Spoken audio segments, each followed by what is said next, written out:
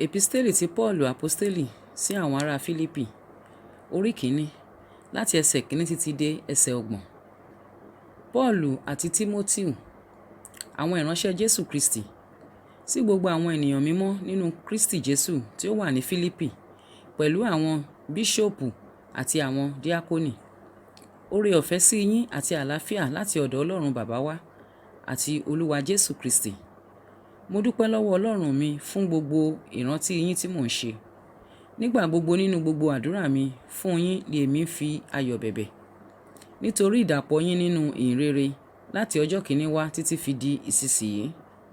Ohun kan yìí ṣá dá mi lójú pé ẹni tí ó ti bẹ̀rẹ̀ iṣẹ́ rere nínú yín yóò ṣe àṣepé rẹ̀ títí fi di ọjọ́ Jésù Kristi.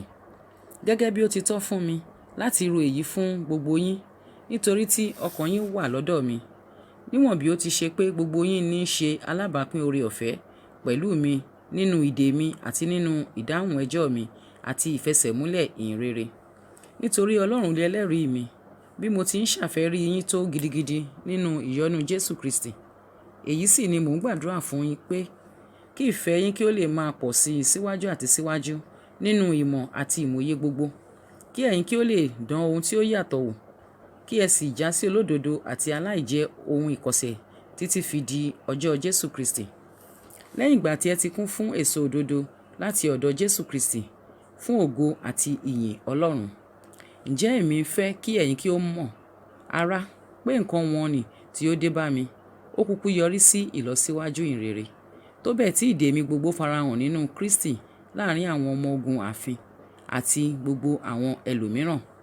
Àti pé ọ̀pọ̀lọpọ̀ àwọn arákùnrin nínú Olúwa tí ó ní ìgbẹ́kẹ̀lé sí ìdè mi ń fi ìgboyà gidigidi sọ̀rọ̀ Ọlọ́run láìbẹ̀rù.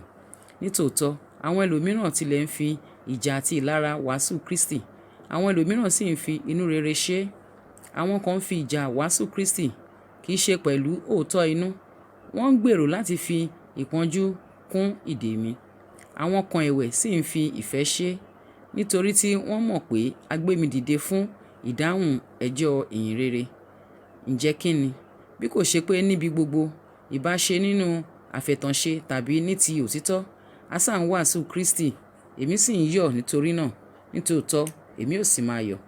Nítorí tí mo mọ̀ pé èyí ni yóò yọrí sí ìgbàlà fún mi láti inú àdúrà yín wá àti ìfikún ẹ̀mí Jésù Kristi.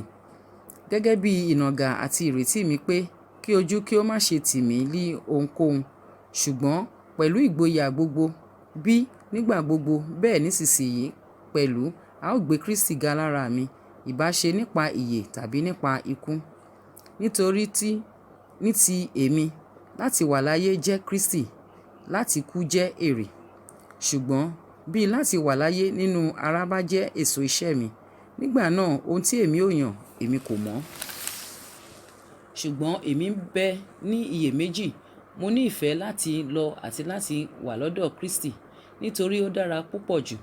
Síbẹ̀ láti wà nínú ara jẹ́ àǹfààní nítorí tiyín. Bí èyí sì ti dá mi lójú, mo mọ̀ pé èmi ò dúró, èmi ò sì máa bá gbogbo yín gbé fún ìlọsíwájú àti ayọ̀ yín nínú ìgbàgbọ́. Kí ìṣògo yín kí ó lè di púpọ̀ gidigidi nínú Jésù Kristi, nínú mi nípa ìpadà wá mi sọ́dọ̀ yín. Kìkì kí ẹ sá jẹ́ kí ìwà ayé yín kí ó máa rí gẹ́gẹ́ bí ìhìnrere Kristi, pé yálà bí mo tilẹ̀ wá wò yín tàbí bí èmi kò sí, kí èmi kí ó lè máa gbúròó bí ẹ ti ń ṣe, pé ẹ̀yin dúró ṣinṣin nínú ẹ̀mí kan. Ẹ̀yin jùmọ̀ ń jìjàkadì nítorí ìgbàgbọ́ ìhìnrere pẹ̀lú ọkàn kan. Kí ẹ má sì jẹ́ kí àwọn ọ̀tá dẹ́rù bà yín lé ohunkóhun, èyí tí í ṣe àmì tí ó dájú fún ìparun wọn, ṣùgbọ́n ti ìgbàlà yín àti èyí ni láti ọwọ́ Ọlọ́run wá. Nítorí ní ti Kristi, ẹ̀yin la ti yọ̀ǹda fún, kì í ṣe láti gbà á gbọ́ nìkan, ṣùgbọ́n láti jìyà nítorí rẹ̀ pẹ̀lú. Ẹ sì ní ìjà kan náà tí ẹ̀yin ti rí nínú mi, tí ẹ̀yin sì gbọ́ nísinsìnyí pé ó wà nínú mi.